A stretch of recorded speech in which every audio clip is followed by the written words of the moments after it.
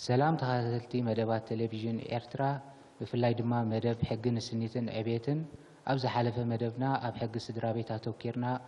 حبراو زيت أكاينا نيرنا نلوم دما أب حقي ورشا أتوكيرنا حبراو زيت خنا كايدينا أبز مسانا حبيروم زلو سمويا حق خوينوم فلما عدما تاقاشنا نقو عبدحان متأكم كما فلم مدبنا دما بترجمن أقداسنتن ورسخن جمر بقندو دما ورسخ نبل كلنا انتهي مالتنا ايو هراي ورسي خنبل كلنا كل جزء دحرموت زمت امر وي دحرموت زمت حساب كوينو هجي ورسخ بحال كله موت كله له لازم مواتي مسموته نسو أب هيوت كله زتك أمرهم زنبرو مسألاتن كبواتن بخمية جباب نفتهم سعبهم زمتو يسجاجر زجلت عوديو حق ورسخ نبل كلنا دما نزي عجباب نزي أكايدا مالت ناي مواتي مثلا جبون نفتهم بهيوت زلو ناي مسجار مسرح نعو زقيد نعود سرع سروع فلوت بزخنا عجباب بخمي عجباب كم دساجر زنقرنا مزرزر حقتات عنقطعت زلوا حقي مالتنا هجي ورسخ نبل كلنا من الواش قدمنا بصي حقتاتنا ورس مخادنا بتقدم يتعنقص ناي مساجر سبلا وحقي انت جمرنا زياده ترجم هلوا مناتو تقدم يتعنقص انت ياتبل زخونه سب توليدو حساب زموت بعد مسالاتن قبواتن يزبلنا حجي تاتوليدو حساب زموت بالحساب از ياسف حسابه انتايا مسلكا تتغبرلو قبوكا دما نختفصم تقددلو بهيوت ابزلخالو اواني بهيوت كاب مسموتكا وي بموت مسحالفكا مسلكان قبوكا نخت تغبر ايتخلني خطخلوني بالكان مالتي ساز ورسي اكل نايزي زخون زلو أكل نايزيز خونزلو بس مخنيات اتسبتي مسموته اتناتو مسلاتن قبواتن نافتم تكاتو يساقاقر مالتيو سلازي زاقد داسنت بيو أب حق سفيرهم نزلو مسلات راي سلنا تكور داي نمبر ورسخ نبل كلنا حساباتو أز يسفيحي من الباش كاب عود حقي من الباش قربوز انتيلنا ورسخ نبل كلنا نابنت حبرتسب زتك أملو زنبر أقباب حبرتسب كبرتاتناتو توقعتاتو زي بزتفلالي مقدي نافتهم تكاتو زخون ولدو نافتهم دحيرو زمت ولدو زساقاقرلو مالتي بسفحو اندحرينا ناب حق خنمت كلنا قن بعناقصون تساريعو سلازي قمت اتهم نتبتات بتب حق سفيرهم زلو ولاو نامت اب حق سفيرو زلو بمساقر سبلاو حقي اتهم مسالاتن قبواتن نايتي ورز نايت زموت سب ناتو يوم توم عبت حجزت عبت ورثة تقاللو مالتيوم حجي بتقدمتي ناي حق ورسي عنقص كنريو خلنا انتايو اتي مسالاتن قباتن قبل كله اتي نسو زغلغللو زنبره اتي نسو زتغبرو زنبره نابنت بنبرت زمربسس غزاري خوون انساتات دين كونا ماكاين دين وي كالبوتا زيتات بمولو زي ابتي كمسل وسد كم غبو دما منالباش ادان تنيرو كفصمو زغبا نغرات انت نيرو مودما نابتوم ورستخم حلالف زو تخوينو زي بمولو زي ابت اكل ورسي تعالل مالتي حجز تترجمو اندحر كوينو نابغداسنتو خنمص كلنا ورسي بزو حاجداسنتي زلو كمت نبلو زلنا متخخايو مواتي زغلغللو زنبره مواتي زتقملو زنبره خطغبروم زغبوم زنبره موتوم كم حلالفو زخلو نابتي تكاولدو دسغاغرلو اكايدا وي مسرحيو بز مخنيات حجي توم ربحاتات كنريوم كلنا تقدماي اقداس ربحه انتايو متخخا خوينو لابنت حجي ابناي مساغري سبلاو حقي اب زي وعلاو تحتاتنت بحد خابتي تحتاتنت دسعب بنبرتك مالتيو بتوننو نبرت حجي حدا سب مسموته عند حردتك اوزيله وانا نايت نبرت كوينو تحتات زخون ختفلطو يصقمي بقلل زبل ابنت كنقلصو نابنت حنت ماكينه حدغا فصيما نبل حجي حدغا اندحر فصيما ابزا ماكينه زيا بزي وعلاو تحتاتنت تحتت زخونو منمن قداماي تنعا زمرح زنبرسب كلاي وانا نايتا ماكينه ሳለሳይ ድማ ምናልባሽ ውዕል መድሕን ኣትያ እንድሕር ነይራ ኮይና ከዓ እቲ መድሕን ዝሽፍን ዘሎ ኣካል እዚኦም ተሓተት እዮም ሕጂ ናበይ ከተኩር ደለይ ዘለኹ ናብቲ ዋና ንብረት ከተኩር ደለይ ዘለኹ ዋና ንብረት መን ምዃኑ እንድሕር ንፈልጥ ኣሊና ኮይና ስለዚ እቲ ተሓታቲ መን እዩ ንፈልጥ ኣለና ኣብ ሞት ወላት ዋና እውን ይሙት ብድሕሪኡ ተካኢኡ መን ምዃኑ ብሕጊ ውርሲ ስለ ንፈልጦ ተሓታቲ መን እዩ ንምፍላጡን ዘፀግብ ኣይኮነን እዚ ሓደ ዓብዪ ኣገዳሲ ነጥቢ እዩ እቲ ካልኣይ ኣገዳሲ ነጥቢ ቀጻልነት ናይ ምስራሕ ናይ ዓያይነት እውን የማዕብል እዩ ውርሲ እዚ ክንብል ከለና ከመይ ማለት እዩ ንኣብነት ወላዲ ክሳብ ዕለተ ሞቱ ክሳብታ መወዳእታ ዝነበረላ ወይ እውን ክሳብቲ ዓቕሚ ሂቦ ክሰርሓሉ ዝኽእል ናይ መወዳእታ ህሞት እዩ ዝሰርሕ ነዚ ዝሰርሕ ከም ደፋኢ ሓይሊ ዝኾነ ድማ እንታይ እዩ ብድሕረይ ተካእቲ ኣለውኒ ብድሕረይ ነዚ ንብረት እዚ ዝወርሶ ኣሎ ብድሕረይ በዚ ተጠቀምቲ ኣለዉ ኢሉ ስለ ዝሓስብ እዩ ስለዚ እዚ ሓሳባት እዚ እንድሕር ኣብ ኣእምሮኡ ኣሎ ኮይኑ ክሳብታ ዝኽእለላ ይሰርሕ እንተዘይኮይኑ ግን ሕጊ ውርሲ ዝበሃል ነገር እንድሕር ደየሉ ኣብ ተወሰነ እዋን ይሰርሕ እሞ ድሓን እዚ ከናብረኒ ኢሉ ክገድፎ እዩ ማለት ስለዚ እቲ ዓያይነት ኣፍራይነት እውን እቲ ናይ ሕጊ ውርሲ እውን ኣብኡ ኣዝዩ ኣገዳስነት ከም ዘለዎ እዩ ማለት እዩ ቀፂሉ ድስዕብ ሓደ ብቑዕ ወራሲ እንብሎ እንታይ ረቑሒታት ምስ ዘማሊ እዩ እቲ ክወርስ ዝኽእል መን እዩ ዝብል ሕቶ እንተመፅኡ ብቐዳምነት ኣብቲ ሕጊ ሰፊሩ ንረኽቦ ሓደ ሰብ ሞዋቲ ኣብ ዝሞተሉ እዋን ብሂወት ዘሎ ሰብ ክኸውን ከም ዘለዎ ኣብቲ ሕጊ ከም ሓደ ቅድመ ኩነት ሰፊሩ ኣሎ እቲ ካልእ ቅድመ ኩነት ወይ ከዓ ሓደ ሰብ ወራሲ ንክኸውን ኣገዳሲ ዝኾነ ነጥቢ ከዓ እቲ ወራሲ ብሕጊ ነቲ መዋቲ ንክወርስ ዘይብቑዕ ዘይተባህለ ሰብ ክኸውን ከም ዘለዎ እዩ ዘስፍረልና ሓደ ሰብ ንመዋቲ ንኸይወርስ ዘይብቑዕ ዘብልዎ ከዓ ኣዝዮም ዝተፈላለዩ ምክንያታት ኣብቲ ሕጊ ተዘርዚሮም ኣለዉ ብቐዳምነት ክጥቀስ ዝኽእል ኣብ ልዕሊ መዋቲ ናይ ቅትለት ገበን ዝፈጸመ ኣብ ልዕሊ ደቂ መዋቲ ወይ ወለዱ መጻምዱ ተመሳሳሊ ናይ ቅትለት ገበን ወይ ከዓ ካብ 10 ዓመት ንላዕሊ ከቕፅዕ ዝኽእል ከበድቲ ገበናት ዝፈጸመ ሰብ እንተደኣ ኮይኑ እዚ ሰብ እዚ ብመዋቲ እንተደኣ ይቕረ ዘይተባህለ ሰብ ኮይኑ ንመዋቲ ክወርስ ስለ ዘይፍቀዶ እዞም ክልተ ቅድመ ኩነታት ሓደ መዋቲ ኣብ ዝሞተሉ እዋን ብሂወት ዝጸንሐ ሰብ ክኸውንን ንመዋቲ ንክወርስ ከዓ ዘይብቑዕ ዝተባህለ ሰብ ክኸውን ከም ዘይብሉ ከዓ እዞም ክልተ ረቑሒታት ተማሊኦም ክርከቡ ኣለዎም ማለት እዩ ሕጂ እታ ዳንኤል ገልጻ ዝጸንሐ ነጥቢ እታ ወራሲ ክመውት እንከሎ እቲ ኣውራሲ ክመውት እንከሎ እቲ ወራሲ ብሂወት ክጸንሕ ኣለዎ ትብል ረቑሒ እታ ከም ቀዳመይቲ ረቑሒ ሓደ ሰብ ክወርስ እንተደኣ ኮይኑ ክትማላእ ዘለዋ ቅድመ ኩነት እያ እዛ ቅድመ ኩነት እዚኣ ምናልባት እቲ ወራሲ ቅድመ ኣውራሲኡ መይቱ ክኸውን ይኽእል እዩ ግን እንታይ ማለት እዩ ተካእቲ እንተደኣ ገዲፉ ኮይኑ ግን እቶም ተካእቲ ንዕኡ ተኪኦም ነቲ ኣውራሲ ክወርሱ ይኽእሉ እዮም ሕጂ እዛ ኣውራሲ ክመውት እንከሎ ብሂወት ክትጸንሕ ኣለካ ትብል ቅድመ ኩነት ነቶም ተካእቲ ገዲፎም ዝሓለፉ ተፈጻምነት የብላን ብዘይካዚ እሱ ጥራይ ዘይኮነ ኣውራሲ ክመውት እንከሎ ካብኡ ዝተጠንሰን ኣውራሲ ክመውት እንከሎ ኣብ ማህፀን ኣዲኡ ዘሎ ዕሸል እውን ነቲ ረብሕኡ ኣብ ግምት ምእታው እቲ ሲቪላዊ ሕጊ ንክወርስ ይፈቅደሉ እዩ እዚ እንታይ ማለት እዩ እቲ ኣውራሲ ክመውት እንከሎ እዚ ሰብ እዚ ኣብ ማህፀን እዚ ዕሸል እዚ ኣብ ማህፀን ናይ ኣዲኡ ነይሩ እንተኾነ ግን ንረብሕኡ ኣብ ግምት ምእታው ዋላ ብሂወት ኣይምበር እቲ ሲቪላዊ ሕግና ንረብሕኡ መሰረት ብምግባር ከም ወራሲ ይሓስቦ እዩ እንተኾነ ግን ወራሲ ኮይኑ ክሕሰብ እንተደኣ ኮይኑ ክልተ ቅድመ ኩነታት ከማልእ ከም ዘለዎ እቲ ሲቪላዊ ሕጊ ይገልጽ እዩ እቲ ቀዳማይ ቅድመ ኩነት እዚ ዕሸል እዚ ብሂወት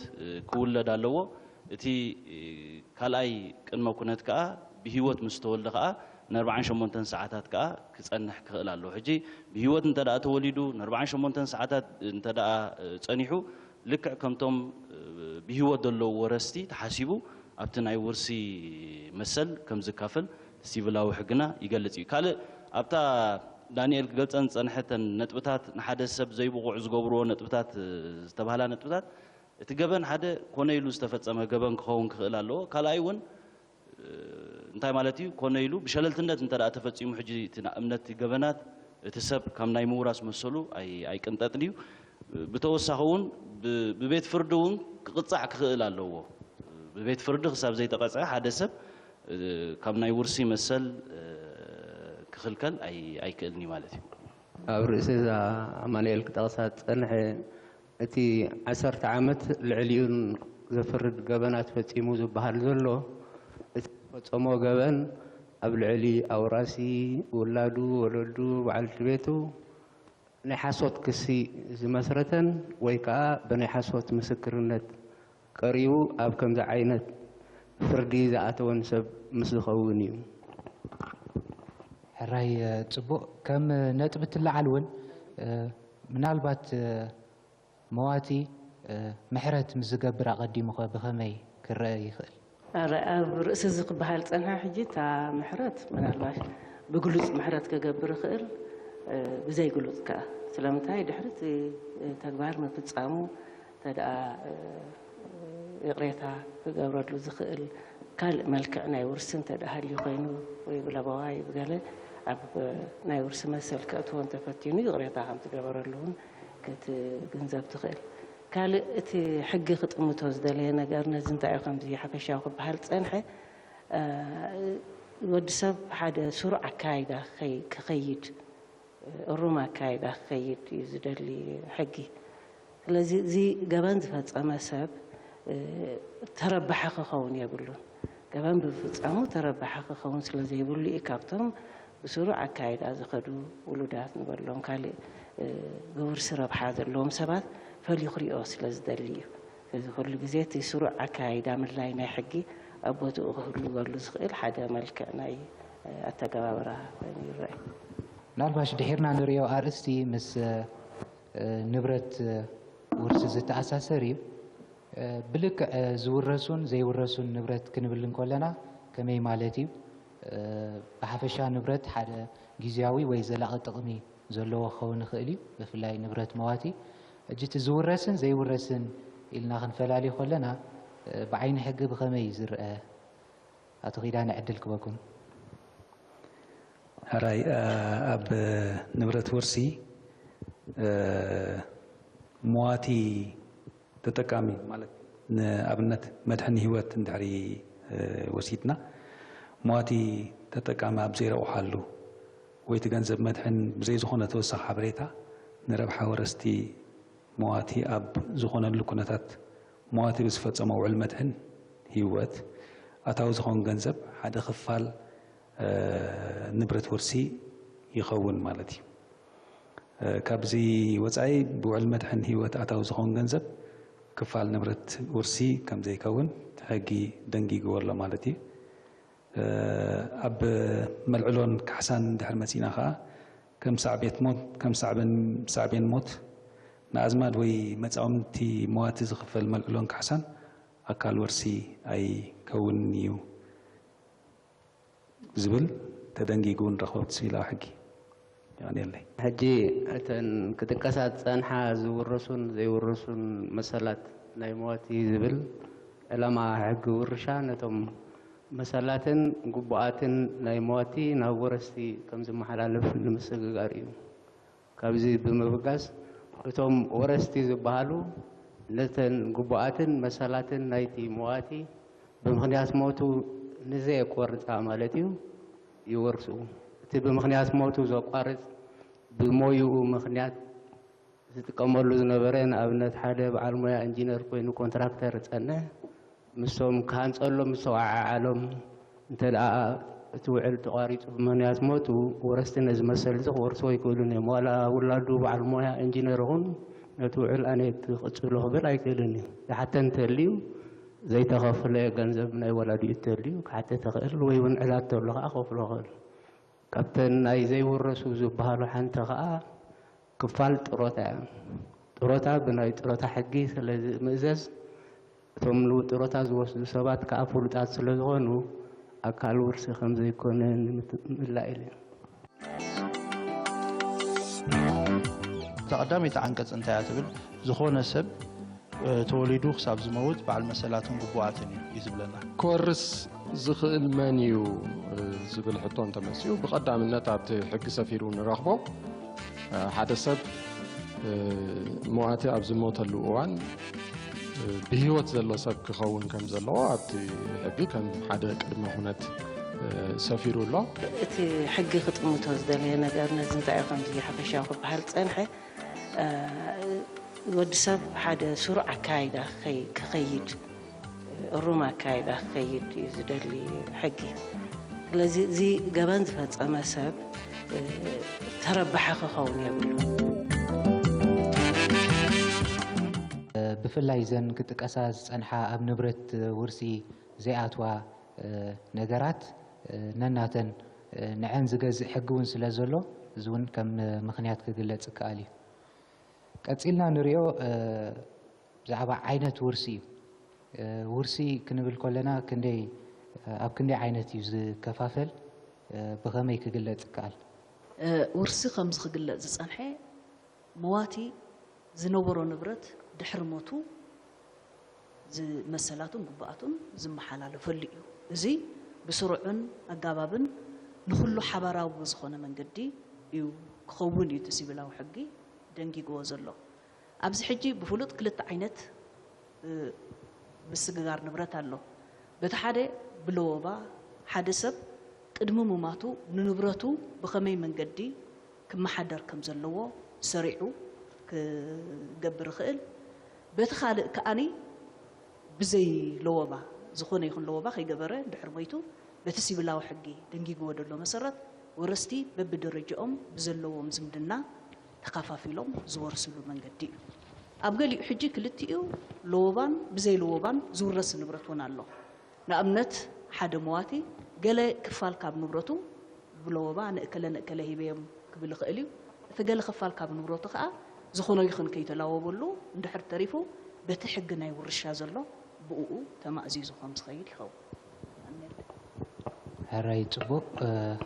ዓወት ዕድል ክበካ ከምቲ ዝረብረት ዝበልኦ እቲ ፍርቁ ብለበዋ ፍርቁ ካብ ዘይ ለበዋ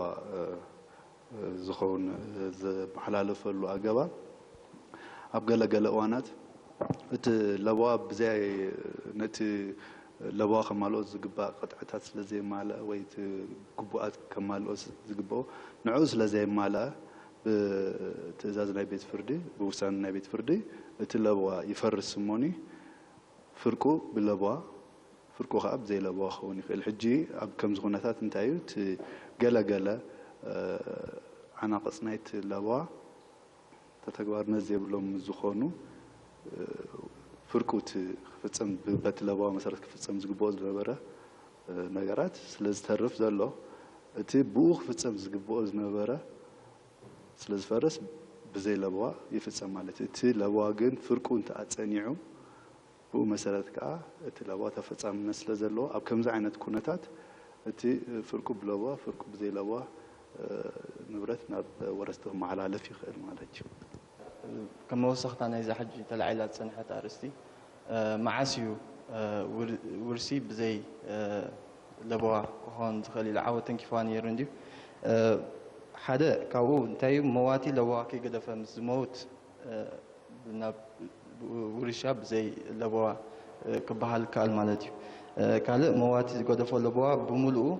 نبملو نبرت زي تعال الزخون تي بلبوها تتعال الزلة بلبوها خيط تي زي تتعال لها بتحق ورشة يخيط مالتي سالساي كم زي عاود ولي موات زقود فلوا بخفيلو ببيت فرد مس زي فارس تي سترف تي فارس كفال بحق ورشة يخيط مالتي رابعي نتبخا أنتي بملو تلبوها بتأذن بيت فرد مزفرس تي كل تي نبرته نايتي مواتي بحق ورشة تي ورشة بزي لبوان لهم علتي بو خيط مالتي قاتلنا نريو أرستي عينتات ورسي خنرئت أنحنا ምናልባሽ እቲ ውርሲ ብዘይለበዋ ዝበሃል ብዓይኒ ሕጊ ብኸመይ ዝርአ ቁሩብ ኣብኣ መግለፂ ክንህብ ሓረይ እንታይ እዩ እቲ ብዘይለወባ ዝግበር ውርሻ እቲ ሕጊ በብደረጅኡ ገይሩ ብመጠን ናይቲ ዝምድና ገይሩ ሓጊግዎ ኣሎ ንኣብነት ብቐዳማይ ደረጃ ዝስርዑ ውልዳት ናይቲ መዋቲ ውልዳት ክንብል ከለና ደቁ ቀጥታ ክኾኑ ይኽእሉ ከምቲ ቀዲሙ ክግለጽ ዝጸንሐውን እቶም ውላዱ ንሱ ቅድሚኡ እንድሕር ሓሊፎም ጸኒሖም እሞ ውላድ ገዲፎም እንድሕር ኮይኖም እናተተኻኽአ እቶም ውልዳት ደቆም ደቂ ደቆም ንታሕቲ እናኸደ እዚ ሕጂ ብቐዳማይ ደረጃ ዝርአ ውርሻ እዩ ብኻልኣይ ደረጃ እዞም ኣብ ቀዳማይ ደረጃ ዘለዉ ውልዳት ምስ ዘይህልው ናበይ ይሰግር ናብ ኣቦናደን ብኻልኣይ ደረጃ ኣቦናደን ክንብል ከለና ብሂወት እንተለዉ ጽቡቕ ሞይቶም እንተኾይኖም እውን ዝገደፍዎም ውላድ ብናይ ኣዴኹም ናይ ክልቲኦም ደረጃታት ጌርካ እቲ ብኻልኣይ ደረጃ ይውረስ ብሳለሳይ ደረጃ ክንብል ከለና ኣቦናደን ኣብ ዘይህልው ግዜ ንታሕቲ እውን ዝወርድ ኣብ ዘይህሉ ደቆም ደቂ ደቆም ምስ ዘይህሉ ኣብቲ ሳለሳይ ደረጃ ኣባሓጎን ዓባይን ይወርሱ ኣባሓጎን ዓባይን ክንብል ከለና ክህልው ይኽእሉ ዘይክህልው ይኽእሉ እንተዝየልዮም ከዓ ንታሕቲ ዝወርዱ ደቆም ደቂ ደቆም ከዓ በብደረጅኡ ንታሕቲ እውን ከም ዝውረስ ይግበር ብራብዓይ ደረጃ ዓባይ ኣባሓጎ እዚ ግራንድ ፋዘር ግራንድ ማዘር ማለት እዩ እዚኦም ከዓ ልክዕ ከምኡ ብሳለሳይ ደረጃ ኮይኑ ብራብዓይ ደረጃ ንታሕቲ ዝቁፀሩ ደቆም እንተልዮሞም ከዓ ከምኡ እዚ ኩሉ እዚ ሕጂ ኣብ ዘይህልወሉ ግዜ ውላድ የለውን ኣቦናደን የለውን ኣባሓጎ የለውን እናሓጎ ኣባሓጎ እውን የለውን ንታሕቲ ዝወርድ ከዓ ይብሎምን እዚ ኣብ ዝኾነሉ ግዜ ሕጂ ብራብዓይ ደረጃ ድሕሪ እቲኦም እንተዝየልዮም ኣብቲ እዋንቲ መፃምዱ ዝነበረት በዓልቲ ቃል ኪዳኑ ትወርሶ እዞም ኩሎም እዚኦም ኣብ ዘይህልውሉ ግዜ ሕጂ ንብረት ዋና ዘይብሉ ክተርፍ ስለ ዘይብሉ ናብ መንግስቲ ይሓልፍ ሕጂ እዚ ክንብል ከለና በብደረጃኦም እናተተኻኽኡ እዩ ዝግበርቲ ውርሻታት ማለት እዩ ነለ ታዩ እቲ ደረጃታት ናይ ወረስቲ መን እዮም ዝወርሱ ኣብ ዝብል ክግለጽ ጸኒሑ እንታይ ኣነ ክውስኸላ ደልየ ዘለኹ ኣብቲ ናይ ቀዳማይ ደረጃ ወረስቲ እቶም ደቂ ወይ እቶም ደቂ መዋቲ ብሂወት ምስ ዘይህልው ውላድ እንተ ገዲፎም ግን ደቂ መዋቲ ወራሲ ንመዋቲ ተኪኦም ወረስቲ ክኾኑ ከም ዝኽእሉ ከም ወሰታ ክገልጻ ስለ ዘለኹ ኣብ ቀዳማይ ደረጃ ይኹን ኣብቶም ካልኦት ካልኣይ ሳልሳይ ደረጃ እውን እንተኾነ ተተካእቲ ከምቲ ኣቐዲሙ ዝተገልጸ ተተካእቲ ኣብ ነፍሲ ወከፍ ደረጃ ነቶም ብሂወት ዘየለው ተኪኦም ዝወርሱ ህልዋት ከም ዝወርሱ ርዱእ እንዳሆነ ኣብቲ ናይ ራብዓይ ደረጃ ዝበልናዮ ከዓ ናይ መጻምዲ መሰል ከዓ ከም ዘለውን ምዝካር የድልዩ ምክንያቱ ኣብቲ ናይ ራብዓይ ደረጃ ነቶም ኣባሓጎን ዓባይን ዝወለዱ ወረስቲ ኮይኖም ኣብ ዝፅውዕሉ እዋን ንሶም ኣብ ዘይህልውሉ መጻምዲ ከዓ ከም ወራሲ ወይ ወራሲት ኮይኖም ከዓ ክፅውዑ ከም ዝኽእሉ እሶም ኣብ ዘይህልውሉ ጥራሕ እቲ ክውረስ ዝግብኦ ንብረት ናብ መንግስቲ ክኸይድ ከም ዝኽእል ኣብዚኣ ምናልባት ክምላኣላ ደሊ እቲ ክትጥቀስ ኣለዋ ዝብላ ድሕሪ መዋቲ ከዓ ዝበዝሕ ግዜ ክርክር ተልዕል ዝተረዓመ ውላድ ሕጂ ኣብዚኣ ውሉድ ክንብል ከለና ኩሉ ግዜ ፍረ ማህፀን እዩ ዝሕሰብ ዝተረዓመ ውላድ ከዓ ልክዕ ከምቶም ቀዳማይ ደረጃ ወለዲ ኮይኑ ክወርስ ከም ዝኽእል ክውስኽ ኢለ ውርሲ ብዘይለብዋ እንዲና ንብል ዘለና ሕጂ ውርሲ ብዘይለብዋ ዝያዳ ክንገልጾ እንድሕር ኮይና ወይ ብንጹር ክንረድእ እንተኮይና ኣብ ገለ መዳዩ ምስ ለብዋ እንተነጻጺርናዮ ይበርሃልና እዩ ዝያዳ ንኣብነት ምስ ለብዋ ወይ ውርሲ ምስ ለብዋ ኣነጻጺርና ኣዛሚድና ኣብ ንሪእየሉ እዋን እታ ቀዳመይቲ ንክልቲአን ትፈልየን ነጥቢ እንታይ እያ ኣብ ውርሲ ብዘይለብዋ ብፅሒት ናይ ኩሎም ወረስቲ ማዕረ ምዃኑ እዩ ንኣብነት ሕጂ ሰብኣይ ወይ ሰበይቲ ሓደ መዋቲ ምስ ሞተ ተካእቲ ውሉዳት ገዲፉ ንብል እዞም ውሉዳት እዚኦም ብፅሒቶም ማዕረ እዩ ናይ ሓደ ናይ ካብቲ ናይቲ ሓደ ኣይበዝሕን እዩ ኣብ ለቦዋ ግን ምናልባሽ ለቦዋ ጌርካ ኣብ መንጎ እዞም ወረስቲ ሌላን ጉሌላን ወይ እውን ንሓደ ድሓንቲ ኮይኑ መናባብሩ ኣብ ውሕድ ኣቢልካ ነቲ ደገፍ የድልዮ እዩ ትብልካ ኣዛይድ ኣቢልካ ኣብ ለቦዋ ይግበር እዩ ኣብ ውርሲ ብዘይ ለቦዋ ግን ካብቲ ብለቦዋ ዝፈልዮ ሓንቲ እዚኣ ኣገዳሲት ነጥብ እያ ካልኣይ ከምዚ ዝበሃል ዘሎ ኣብ ለቦዋ እቶም ተጠቀምቲ መን እዮም እቲ ለቦዋ ተላባዊ ባዕሉ እዩ ዝገልጾ ኣብ ውርሲ ብዘይ ለቦዋ ግን እቲ ሕጊ ባዕሉ እዩ ሰሪዑልና ነይሩ ከምቲ ብተፈላለየ ክንግለጽ ፀንሐ ኣብ ቀዳማይ ደረጃ ዝወርሱ እዚኦም እዮም ኣብ ካልኣይ ደረጃ ዝወርሱ እዚኦም እዮም ኣብ ሳልሳይ ደረጃ እናበለ እዚ ዘርዚሩ ገሊፅዎ ኣሎ ምናልባሽ ኣቐድም ኣቢለን ወይዘሮ ሰሎሜ ክትገልጾ ፀንሐት ኣገዳሲ ነጥብል ኢላ ነይራ እሳ ከዓ ምስ ብቕዓት ናይ ወራሲ መን እዩ ምስ ዝብል ሓደ እዚ ናይ ብሂወት ምጽናሕ ድብል ኣልዒልና ካልኣይ ከዓ ዘይብቑዕ ዘይምዃን ኢልና ኣልዒልና ምስቲ ኣብ ገበን ምውሳእ ለቦዋታት ናይ ተለባዊ ክትሓብእ ምፍታን ብዘይቁኑዕ ለቦዋ ጌርካ ተጠቃሚ ክትከውን ምፍታን እዚ ኩሉ እዚ ብሕጊ ዘይብቑዕ ተባሂሉ ካብ ውርሲ ይኽልክለካ እዩ ምስኣ ብዛዕባ ዝተረዓመ ውላድ ተባሂሉ ተላዒሉ ነይሩ ኣብኣ ሕጂ ኣስፋሕ ኣቢልና ክንገልፃ ኣብ ሲቪላዊ ሕጊ ኤርትራ ዝኾነ ሰብ ኣብ ሓደ ደረጃ ንኣብነት ኣብዛ ናይ ናብዛ ውርሲ ብዘይ ለቦዋ ንብላ ዘለና ኣብ ቀዳማይ ደረጃ እሞ ከም ኣብነት ንውሰድ ውሉዳት እንድሕር ኢልና እዞም ውሉዳት እዚኦም ብማዕረ እዮም ዝጥመቱ እዚ ውሉድ እዚ ብዝተፈላለየ ኣገባብ ዝመፀ ክኸውን ይኽእል እዩ ሓደ ከምዚ ወይዘሮ ሰሎሜ ዝገለፀቶ ዝተረዓመ ክኸውን ይኽእል እዩ ብባህሪ ተወልደ ክኸውን ይኽእል እዩ ካልእ እውን ኣሎ ካብ ሓዳር ተወልደ ክኸውን ይኽእል እዩ ካብ ሓዳር ወፃውን ተወልደ ክኸውን ይኽእል እዩ ሕጂ ኣብዚ ዝኾነ ምፍልላይ የለን ኣብ ርእሲ እዚ ኣብ ፆታ ኣብ ዜግነት ኣብ ዝኾነ ማሕበራዊ ቦታ ብጠቕላላ ኣብኡ መሰረት ዝገበረ ዝኾነ ምፍልላይ የለን እዞም ሰባት እዚኦም ኣብቲ ደረጃ ኣብ ቀዳማይ ደረጃ ውሉዳት ኣብ ካልኣይ ደረጃ ወለዲ ኣብ ሳልሳይ ደረጃ ኣብ ሓጎን ዓባይን ኣብ ራብዓይ ደረጃ ንዖም ዝወለድዎም እዚኦም ክሳብ ዝኾኑ ኣብ ዝኾነ ረቕሖ መሰረት ዝገበረ ፍልልያት ከም ዘየሉ ክገልጽ ተለ እዩ ዝተረዓመ ክንብል ከለና እንታይ ማለት እዩ ምስኣ እውን ኣስዕብ ኣቢልካ መሰል መጻምትን መሰል ውርስን እውን ብዙሕ ፈላሊኻ እውን ክርአ ስለ ዝግብኦ ዝያዳ መብሪ ክትበና እሺ ይቐኒየለይ ዝተረዓመ ክንብል ከለና ብውልድነት ምጅማር ሓይሽ ውሉድነት ክንብል ከለና ኣብ ሕግና ኣብ መንጎ ወላድን ውሉድን ዘሎ ሕጋዊ ርክብ ዝገልጽ ኣካል ናይ ሕጊ እዩ ኣብ ሕጊ ስድራ ቤት ሓደ ካብቲ ዓበይቲ ክፋላት ናቱ ንውሉድነት ዝምልከት እዩ ሕጂ እቲ ውሉድነት ኩሉና ከም ንፈልጦ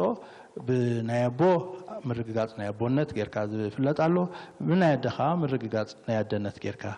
ዝፍለጥ ኣሎ ሕጂ እቲ ምርግጋፅ ናይ ኣደነት ብዙሕ ዘዛርብ ኣይኮነን ካብ ክውንነት ዝተመርኮሰ እቲ ውሉድነት ኣብ መንጎ ኣደን ኣብ መንጎ ውሉድን ትመፅእ ንሱ ድማ እንታይ እዩ ኣደ ትበሃል ነቲ ቆልዓቲ ብባህሪ ዝወለደቶ ኣደ እያ ሕጂ እዚ ሓደ ክውንነት ስለ ዘሎ ነዚ ንምርግጋፅ ኣዝዩ ቀሊል እዩ ምርዓም ክንብል ከለና ውዕል እዩ ውዕል ድማ እንታይ እዩ ሓደ ልዕሊ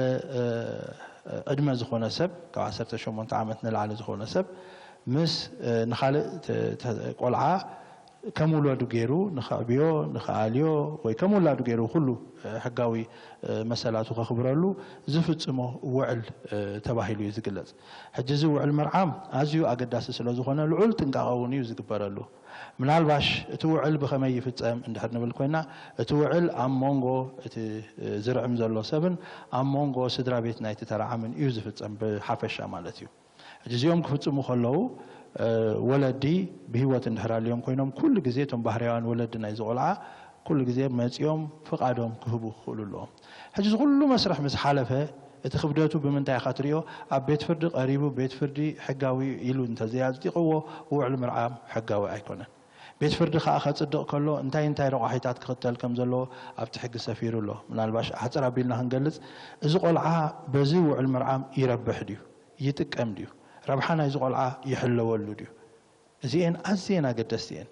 እንታይ ስለ ዝኾነ እዩ ዝረዓም ዘሎ ዝቆልዓ እዚ ድሓር ምስ ከደኸ ብኸመይ ገይሮም እዮም ካኣልይዎ ብቕዓት ኣለዎም ድዮም ዞም ሰባት እዚኦም ብዙሕ ነገራት እቲ ቤት ፍርዲ ክሳብ ከበድቲ ዝኾነ ምፅራያት እውን ንክገብር እቲ ሕጊ የፍቅደሉ እዩ እዚ ምስ ገበረ ሕጂ እቲ ቆልዓ ይረዓም ሕጂ ብሕፅር ዝበለ ነቲ ሓቶ ንምምላስ ውዕል ምርዓም ወይ ተረዓመ ቆልዓ ክንብል ከለና ባህርያዊ ዝተወልደ ቆልዓ ዘይኮነ እቶም ወለዲ ልክዕ ከም ባህርያዊ ብሕጊ ተመፂኻ እቲ ውፅኢቱ ሓደ ዓይነት እዩ ልክዕ ከም ባህርያዊ ውላድ ገይሮም ነዚ ቆልዓ ዝቕበልሉ ሕጋዊ መስርሕ ማለት እዩ ኩልና ከም ንፈልጦ ኣብዚ ጋዜጣታት ንርኢና ኣብኡ እንተርኢና እከለ ስለ ዝሞተ እዚኦም ወረስቲዮም ንዓይ ከዓ ናይ መፃምዲ መሰለይ ተሓለወለይ ተባሂሉ ምልክታታት ነንብብ ኢና ሕጂ ብዚ ምናልባሽ ሞት ስለ ዝመፀ ሞት ስለ ዘጋጠመ ክልቲኡ ተጠቃሊሉ ቀሪቡሎ እምበር እቲኦም ወረስቲዮም ዝበሃሉ ዘለውን ናይ መፃምዲ መሰለይ ተሓለወለይ ዝበሃል ዘለውን ክልቲኡ ነንበይኑ ዓውድታት ሕጊ እዩ ዝገዝኦ እቲ ወረስቲዮም ዝበሃል ዘሎ መንዮም ቶም ወረስቲ እንታይ ብፅሒቶም ብኸመይ ኣገባቢ ዝኽየድ ብናይ ሕጊ ውርሲ እዩ ዝኽየድ ከምዚ ሕጂ እዞም ብፆት ክገልፅዎ ፀንሑ ብቐዳማይ ደረጃ መን ኣሎ ብኻልኣይ ደረጃ መን መፅእ ኣብ ሳልሳይ ደረጃ መን ስዕቦ እናተባህለ እቶም ወረስቲ መንዮም ዝበሃሉ ብሕጊ ውርሲ እዩ ዝኽየድ ናይ መፃምዲ መሰል ክበሃል ከሎ ከዓ ብሕጊ ስድራ ቤት እዩ ዝኽየድ ኣብ ሕጊ ስድራ ቤት ንኣብነት ከም ንቡር ሰብኣይን ሰበይትን ብሓባር ኣብ ሓዳሮም ክፀንሑ ከለዉ ናይ ሓባር ድውንንዎ ንብረት ክህሉ ክእል ብውልቂ ዝውነን ንብረት ክህሉ ክእል ሞት ኣብ ዘጋጥመሉ እዋን እቲ ሓዳር ይፈርስ ኣሎ ሓዳር ስለ ዝፈርስ ዘሎ እንዲና ናብቲ ምምቕቓል ንብረት ንኣቱ ዘለና ሓዳር ካብ ዝፈርሰሎም ኣገባባት ድማ እቲ ቀዳማይ ሞት እዩ እቲ ካልኣይ ፍትሕ እዩ እቲ ሳልሳይ ድማ እቲ ውዕል ቃል ኪዳን ምናልባሽ ገለ ኣበር ነይርዎ ቤት ፍርዲ ይፍረስ ኢሉ ትእዛዝ እንድሕር ሂቡ በዚአን ኣገባባት እቲ ቃል ኪዳን ይፈርስ ኣሎ ሕጂ ምስ ፈረሰ እቲ ቀዳማይ ሳዕቤን ዝመፅእ እንታይ እዩ እቲ መንጎኦም ዝነበረ ሰብኣዊ ርክብ ንሱ ይፈርስ እቲ ንዋታዊ ዝፀንሖም ርክብ እውን ልክዕ መስርሑ ሓልዩ ንብረቶም ሒዞም ክፈላለዩ ይኽእሉ ኣለዎም ማለት እዩ ሕጂ ሞት ናብ ውርሲ ይወስደና እዩ ምክንያቱ ወረስቲ ኣለዉ ሞት ቃል ኪዳንካ የፍርስ እዩ ኣብቲ ቃል ኪዳንካ ስለ ዘሎ ስለዚ ናብ ውርሲ ክወስደና ከሎ ነቶም ወረስቲ መን እዮም እንታይ ይብፅሖም ንዝብል ብሕጊ ውርሲ ይኽየድ ማለት እዩ ብናይ ቃል ኪዳን እውን እቲ ዝነበረ ቃል ኪዳን እውን ብሞት ስለ ዝፈርስ እቲ ናይ መፃምዲ መሰል ዝበሃል ዘሎ ኣነ በዓልቲ ቃል ኪዳን በዓል ቃል ኪዳን ስለ ፀናሕኩ በዓል ቤተይ በዓልቲ ቤተይ ብሞት ይፍለየኒ ስለ ዘሎ ካብቲ ናይ ሓባር ንብረት እጃመይ ክረክብ እዩ ዝበሃል ዘሎ ስለዚ እዚ ምስ ሕጊ ውርሲ ብዙሕ ዘራኽብ የብሉን ጥራይ ምስ ውርሲ ዘይራኽቦ እንታይ እዩ ሓደ ሰብ ይመውት ስለ ዘሎ እታ ቃል ኪዳን እውን ኣብኡ ብኡ ተብቅዕ ስለ ዘላ ስለዚ ብፅሒቶም እውን ብንፁር ክፍለጥ ስለ ዘለዎ ማለት እዩ ስለዚ ብዚኣ ሓንቲ ከምዚ ብጌጋ ንርድኣ ኣብ ዝበዝሕ እዋን ኣላ ንሳ ድማ እንታይ ናይ መፃምዲ መሰል ክበሃል ከሎ ከም ወራሲ ጌርካ ተሓስቦ ወራሲ ስለ ዝኾነ ኣይኮነን ናይ መፃምዲ መሰል ክበሃል ከሎ ኣነ በዓል ብርኪ እየ ነይረ እሞ ሕጂ ሞት ስለ ዘጋጠመ እዚ ብርኪ ከዓ ይፈርስ ስለ ዘሎ ብፅሒተይ ሒዘ ክኸይድ እዩ ዝብል ስለዚ ብሕጊ ስድራ ቤት እምበር ብሕጊ ውርሲ ዝቕየድ ኣይኮነን ማለት እዩ